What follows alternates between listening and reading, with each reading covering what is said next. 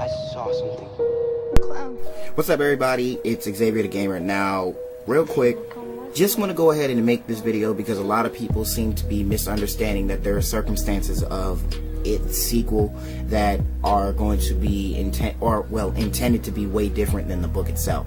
Now, it was revealed that they said that the sequel will take after the book this time. Now, like they did in the first book, they did stay true to the source material, but at the same time, they basically contemplated on whether or not to stay too true to the book and add their own little personal visions to it, or to follow the book page by page by page. But of course, they couldn't do that because for those of you who hadn't read the book, as I put a spoiler and a disclaimer in the beginning of the video, in the book itself, there's an orgy, of course, between the Losers Club, and of course they're not going to touch upon that in a movie because that would stir controversy, and a lot of people would basically pan the movie itself.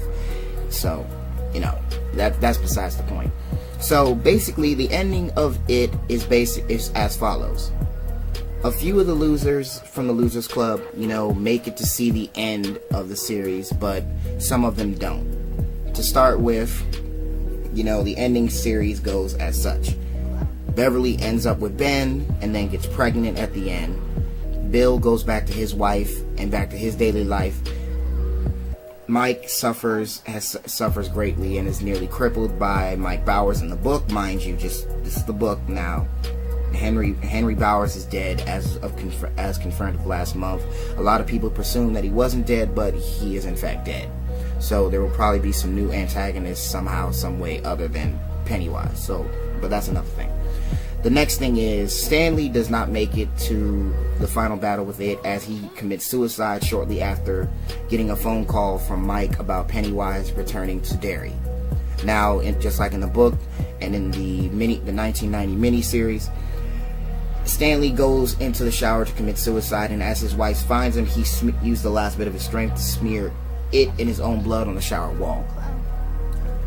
And next you have Richie, who gets his arm torn off by it, but somehow doesn't succumb to his wounds that quickly. But after a heartfelt and tearful goodbye to his friends, he then, he dies. He bleeds out and he dies.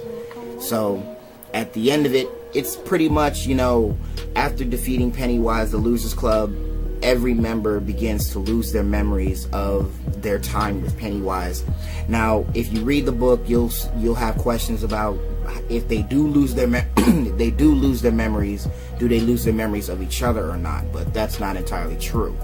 But the bottom line here is they recently said that a script is being written and that the sequel, It Chapter 2, is scheduled for September 6, 2019.